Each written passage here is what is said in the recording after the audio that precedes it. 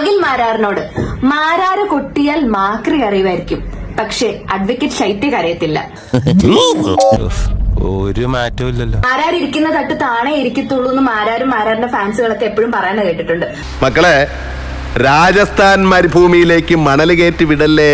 പക്ഷെ ഗെയിമർ തൊപ്പിയുടെ മുമ്പിൽ മാരാറിന്റെ തട്ട് എത്രത്തോളം താണെന്ന് നമ്മൾ എല്ലാവരും കണ്ടതാ. അത്രയും വേണോ സാർ? വേണം.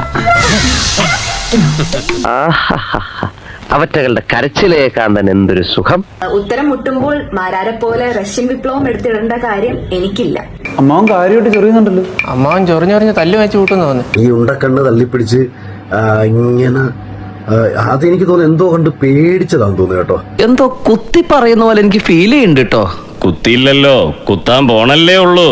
ഒന്നുകിൽ പ്രിയപ്പെട്ട ആർക്കെങ്കിലും എന്തെങ്കിലുമൊക്കെ കിട്ടുന്നത് കണ്ട് സഹിക്കാൻ വയ്യാതെ പേടിച്ച സമയത്ത് ദൈവമേ, മൂർഖനെയാണല്ലോ ചവിട്ടിയത്.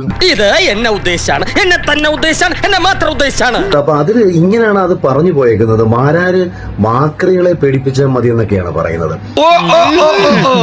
തവളരാഗം എന്ന് നമ്മൾ കേട്ടിട്ടുണ്ട്. അതായത് മനോഹരമായി രാപ്പാടി രാത്രിയിൽ പാടിക്കൊണ്ടിരിക്കുമ്പോൾ ഈ തവളകൾ കൂട്ടത്തോടെ കൂടി കരഞ്ഞ് ഇതാകെ അലമ്പാക്കും. പണിയെടുത്ത് തിന്നണമെന്നൊക്കെ ആഗ്രഹമുണ്ട് സാറേ, പക്ഷെ പറഞ്ഞു പറ്റിച്ച് തിന്നാലേ വായിന്നിറങ്ങുള്ളൂ. അപ്പം ഉണ്ടക്കണ്ണ് എനിക്ക് ഭയങ്കര ഇഷ്ടമാണ് കേട്ടോ. എന്റെ പഴയ കാമുകിയുടെ കണ്ണ് നോക്കി ഇഷ്ടപ്പെട്ട ഒരാളാണ് ഞാൻ. അപ്പൊ തളരരുത് രാമൻകുട്ടി, തളരരുത്. കലാകാരനല്ലാത്തവരെ സമൂഹം അംഗീകരിക്കില്ല. ശരീരത്തിൽ ഉണ്ടായിട്ടുള്ള ഏറ്റവും വലിയ ബുദ്ധിമുട്ടുകളാണ് ഈ പരു ഇങ്ങനെ വരും. ഈ പരു വന്നിട്ട് ഇത് പഴുത്ത് വലുതാവും, അത് പൊട്ടും. ഈ പറഞ്ഞതിന് വേറൊരർത്ഥം ഇല്ലേ? ഏയ്, അങ്ങനെ പ്രത്യേകിച്ച് അർത്ഥമൊന്നുമില്ല. അപ്പൊ അത് പൊട്ടിക്കഴിയുന്നതിന് തൊട്ടു മുമ്പ് നമുക്ക് അനുഭവിക്കുന്ന ഒരു വല്ലാത്ത വേദനയുണ്ട്. അപ്പൊ ഈ കുരു പൊട്ടും എന്നൊക്കെ നമ്മൾ അതിനെ പറയും. ചെറിയ വട കൊടുത്ത് വലിയ വട വാങ്ങിച്ചു.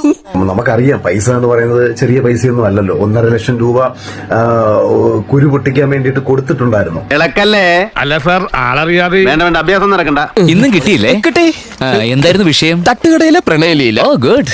നീ വിഷമിക്കാണ്ടിരി. എനിക്കെന്ത് വിഷമം? എനിക്കൊരു വിഷമമില്ല.